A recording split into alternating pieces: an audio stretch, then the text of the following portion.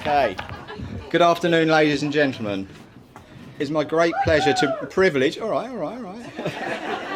On behalf of Kathy, Bet, Pete, and myself, to start by welcoming you all and thanking you for joining us in this amazing place to celebrate this happy, very special, and memorable occasion, the marriage of our daughter Leah to Mike.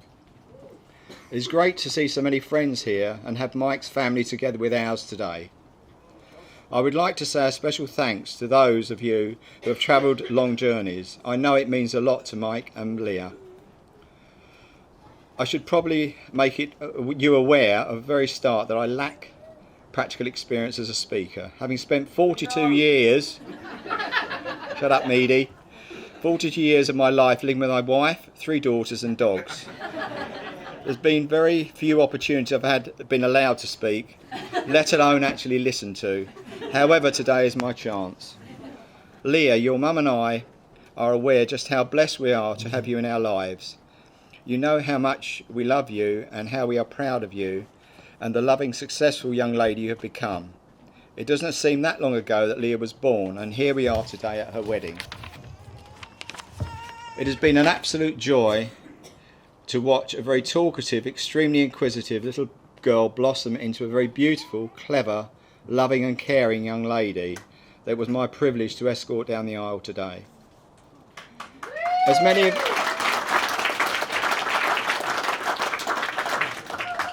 of you will know, Leah is the middle child, and as should be expected, has always been one to push the boundaries. She left school as soon as she could and went to study at college, which was a surprise to us, as she would always be the one trying to get out of school whenever she could. After studying at college, we were very pleased when in 2006 she announced that she was going off to university. Towards the end of her studying, she went to stay with her Aunt Maria, who tutored her in preparation for a dissertation. Thanks, Maria. If the truth was known, it was more probably like torture for poor Maria. Thanks to a great deal of support from Maria, Leah got her degree.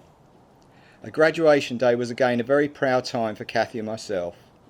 At that time, Leah was not what you would call a sporty lady. However, in honour of her granny Greta, she decided she would take part in the London Marathon to raise money for Motor Neurone Society. Kathy remembers well going out to meet her on one particular training run, giving her ibuprofen, plasters for her blisters, and trying to get him into the car to take her home. But Leah insisted on continuing her run. The marathon again was a very memorable day, spotting her at various locations around London. She completed the course in a good time and received her medal, another proud occasion for both of us. Yet another surprise was when Leah announced in January 2012 she was selling her car and buying a ticket to visit her sister in Dubai. Little did we know she'd still be there 10 years later. Although Leah has always been a hard worker, she also likes to party, just like her sisters. I am very sure there has been a lot of partying in Dubai that has been kept quiet over the years. Dubai has been great for Leah, having a very successful career, recently being appointed Vice President of Marketing. And of course, the best thing was meeting Mike.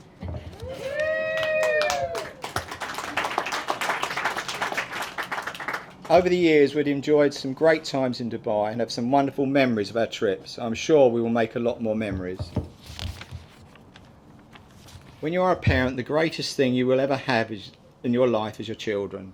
Leah, I will always be there for you.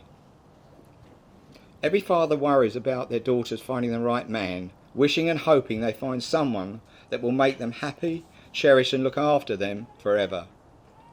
Having known Mike for some time now and seeing the change in Leah, how happy, calm and settled she has become, I know she has found a genuine caring person who will be there for her.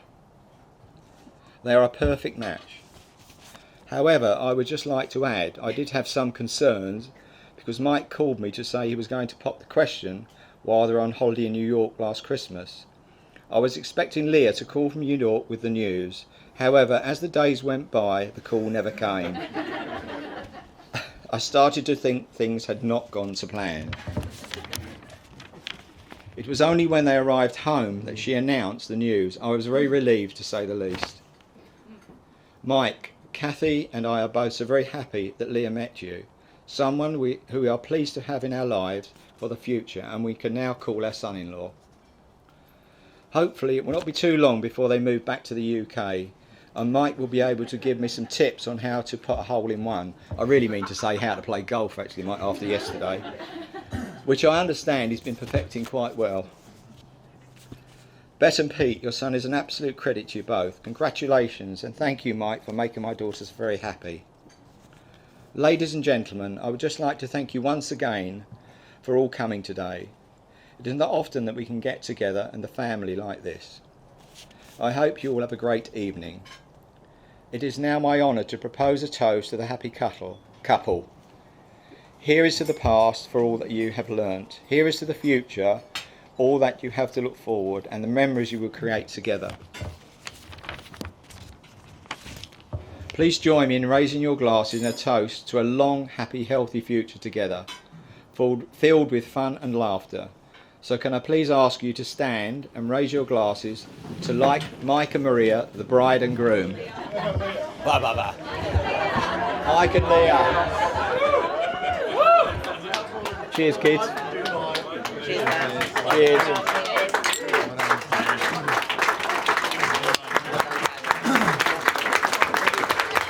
Good luck, mate.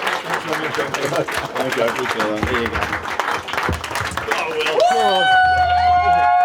Good evening, everybody.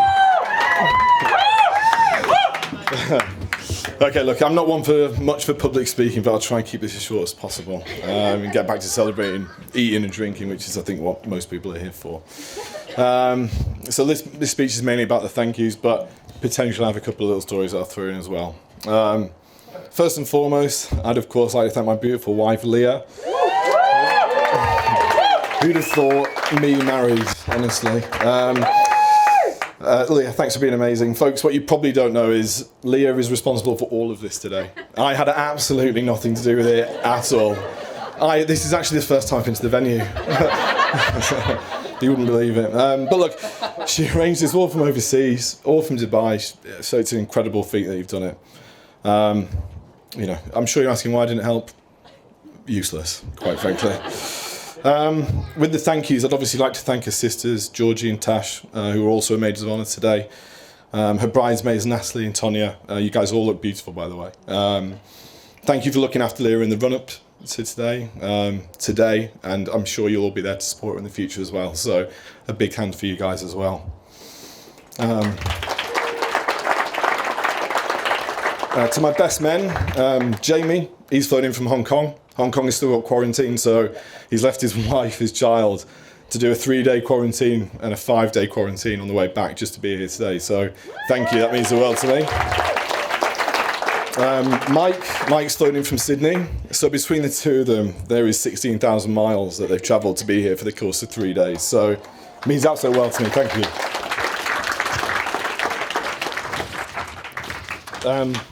A big thank you to Leah's and now my extended family. Andrew, Kathy, Tash, Georgie, Ben, Steve, Grace, Freddie. Thank you all for welcoming me into your family with open arms.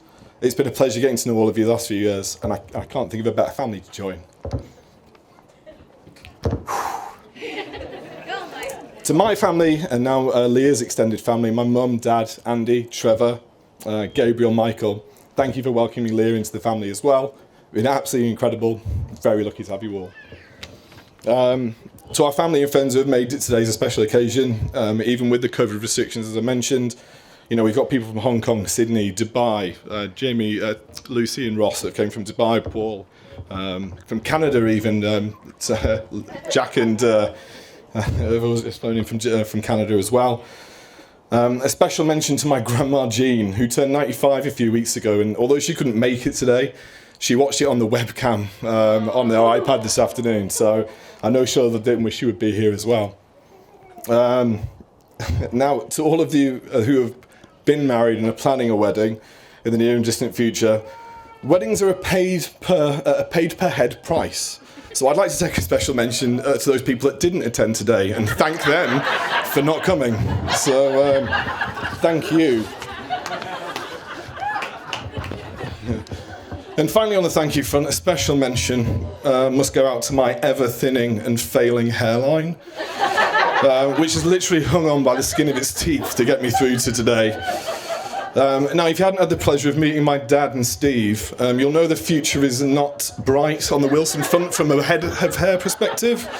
So now I'm officially married. I can officially be in a life of rubbing factor 100 onto my head. That's probably your job now, Leah, to be fair, actually.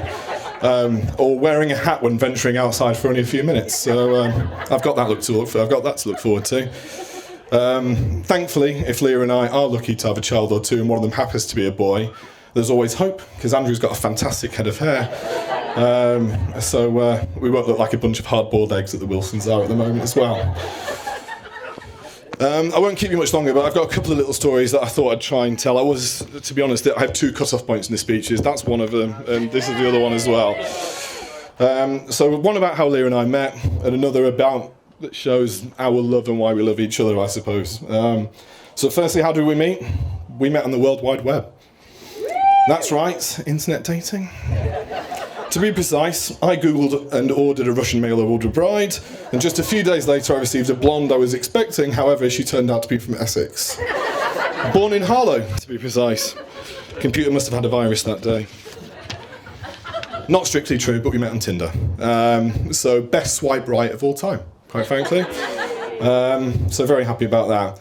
Speaking of Tinder and internet dating, here's a fun fact for you. The Centre, Borner and Cowan families have a conversion rate of 3 for 3 on online dating.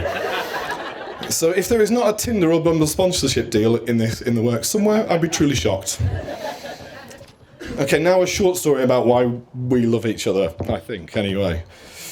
So Leah and I have been dating for a few months when she started spending more and more time with me. In fact, the only day she went home at this point was on Saturday at exactly 2:45 p.m.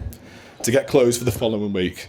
Why at 2:45, you ask? Football kicked off at 3, and I knew I had 15 minutes exactly to drive her home, and that's exactly how long it took to get her home. Anyway, now I'm a big guy, so living in the desert, air conditioning is literally my best friend. I need to be cold. However, I'll tell you whose best friend it isn't, Leah's. Now, I didn't know at this time, but when Leah used to stay over with me, she would literally freeze at night. My aircon pre-Leah / pre-life, obviously, it was on 16 degrees permanently, and I genuinely believe this is normal. It isn't. Anyway, it took a few months for her to gather the courage to finally tell me she basically used to wake up with hypothermia every single night.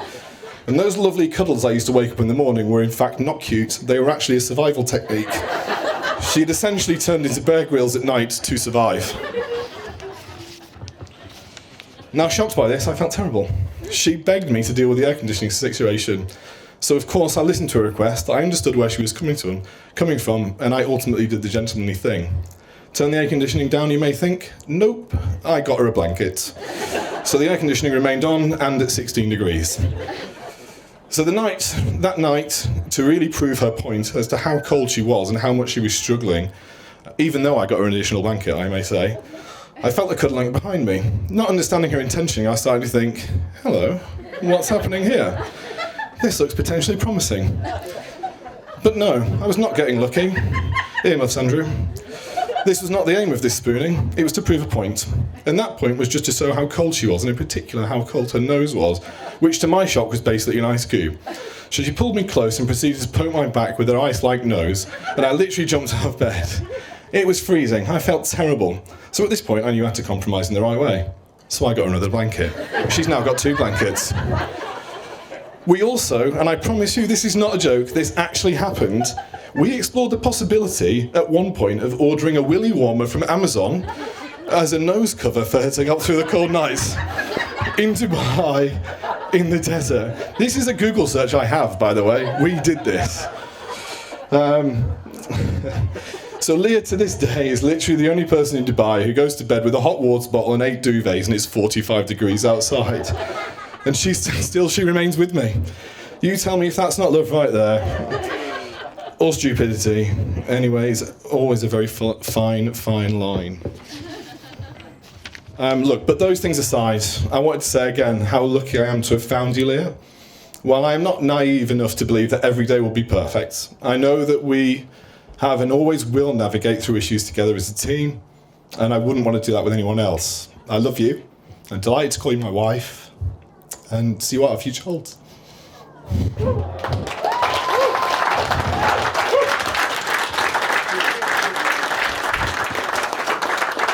So I'd all like you to stand, and one more time raise a toast to my beautiful wife, Leah Marie Wilson.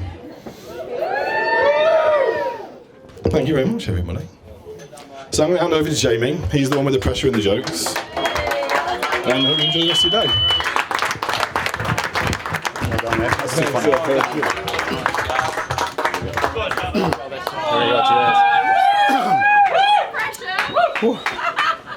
I need one more of those fireballs, I think. Good evening, everyone. Great honour to be there this evening, celebrating with you all in the newlyweds. My name is Jamie, and along with CeeLo, we are the best men for this very, very special day. So, to start, I met Mike shortly after moving to Hong Kong. I was playing football. Still to this day, I remember this tall, handsome lad walking through the door. He had the Newcastle strip on, 1995 or something like that. Walking the sports hall, 6'1", hitting the stubble. I was like, pretty much in awe of this guy. I thought he must be the first team centre half. Actually, 11 years old. So, I mean, to say that he was a man-child was a massive understatement. This, of course, propelled him into sporting excellence at a very early age. He was representing Hong Kong rugby by about 14, playing with men, basically. On the football front as well, he was playing for Hong Kong Football Club. Dashing striker, turn of pace back then as well. Scored 1 million goals, mainly with a big toe. Toe poke, loves a toe poke. And yeah, you know, as with a lot of us, the age, you know, university diet, it all catches up with you. Will's, as a lot of us, gradually levitated back towards the team, started off then going into midfield, then defence, even ended up in goals. The low point was actually getting booked for bringing the game into disrepute for falling asleep against the post, very hungover. So Mike left football behind and the golf course has beckoned, and I understand he's blossoming on that front, so congratulations. Peter and Bet, I must confess, I bought Mike his first pint when he was 15. It's something that he reminds me very regularly to this day. I do remember this as well. I passed him the pint, turned to get mine from the bar, turned back and his was gone. He'd nicked it. Proceeded to do this about 4 more times, had to get him in a taxi, and we'll see if that repeated tonight. So hopefully he's learned his issues. We'll see. One of the main roles when Mike asked me to be the best man is obviously, you know, I was very touched. I was organising the stag do. I was extremely, you know, interested in that, excited. Mike has matured so much that he actually said that he doesn't want to have a stag do. So last night we had about 3 beers and that was it. It was, we had a spicy pizza, that was about as wild as it got basically. So yeah, not very good. But there's rumours that it's happening next year. So, yeah. Sorry, you didn't know that movie, but yeah, that's what's happening. The most important job, however, of any best man is to get the groom to the altar. Now, with Wils's track record, this is actually something that presented quite a challenge to us. To give you some context, Mike missed his own 30th birthday. There was a cake, there was music, you know, everything was set up, and everyone was waiting for him to walk through the door, and he hadn't got on the plane, so he was still in Dubai, neglected to tell anyone, and so we had an empty celebration. So that was one. And then on my stag do, Will's, being the great friend that he was, he flew in from all the way from Dubai into San Francisco. We had a really heavy night, and it was very heavy, but our friendship was tested on the second night when Mike decided to stay in and watch John Wick 2 on his own. So I'm still, you know, incidentally, John Wick 4 is coming out in March 2023, so I'm sure we'll also be looking forward to that one as well. I also went to one of his flat warming parties, and one of his mates let us in, and we're like, "Where's Mike?" He's like, "Oh, he's in his room." And I was like, "Oh, he must be getting ready. He'll be out in a second." No, he was so hungover that he locked himself into his own room, refused to come out. We managed to find a key, and we're sort of getting in there, and being the man that he is, he just lay against the door, wouldn't let us in. You can still hear him laughing to this day, just so happy. So that gives you some idea of the context that we got. So to get him here was like one thing. So that was, I think Mike Seeley deserves a great pleasure for that. We had to get the handcuffs out at one point, but it was good.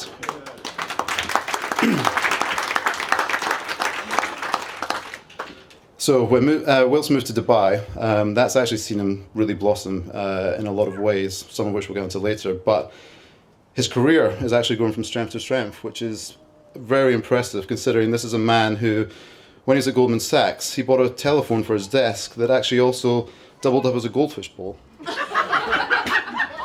So everything was going really well. First week, Flipper was enjoying his week on the Goldman Sachs floor. Then Friday afternoon came, 5 o'clock, Wills being the upstanding citizen he is, got out the door like Fred Flintstone, just sliding out of there. Then, unfortunately, the goldfish didn't make it over the weekend, not being fed. Wills was confronted with a dead fish upon Monday morning's arrival. Kept the fish, I think, for about a week, didn't touch it. HR eventually had to get involved, and they had to write legislation into the Goldman Sachs book about not keeping live animals on your desk. So, there we go. But the main thing for him was obviously meeting Leah. That was really the final piece for Wills, transitioning from the man-child to the man that he is today. Like all good love stories, as Wills has already said, it actually started on Tinder. Wills, as he actually said in his speech as well, said it was the best swipe right ever. Who says romance is dead, Wills? Well done. Wills did say to me that he knew from the very beginning that Leah was the one for him. He said there was a very easy conversation, plenty of laughs, and he said they also had a shared love for Din Tai Fung sessions, which must mean McDonald's, I reckon, if Wills is involved. Similar to Mike, Leah also said she knew from the first moment they met in person. She said she called her mum straight after the date and told her that she had found the one. She also cancelled a date with another potential suitor, as she had found her man. Mike, in turn, returned this affection in the only way that he knew how, by completely blanking her for 3 weeks. Treating mean and keeping keen. Seems to work, though. So, despite this tactic, they soon became inseparable, and it wasn't long before Wills popped the big question. I asked Mike and Leah for 3 words to describe each other as well. Mike came back with kind, caring, and stubborn. So I'll let you discuss that one later on. Leah described Mike as loving, cheeky, and patient, but only with her and the people she loves. So, yeah, she really knows you well, Wills. Leah also said that Mike felt like home when she met him. I think that's a wonderful and lovely description from your wife. So you really are a lucky man, Wills. You might miss some social events, but you're always there for people when they need you. And Leah, having met you, I knew that there was no reason that Wills would never get down that aisle, so that made our job extremely easy. I look forward to watching you build your lives together and wish you all the happiness in the world.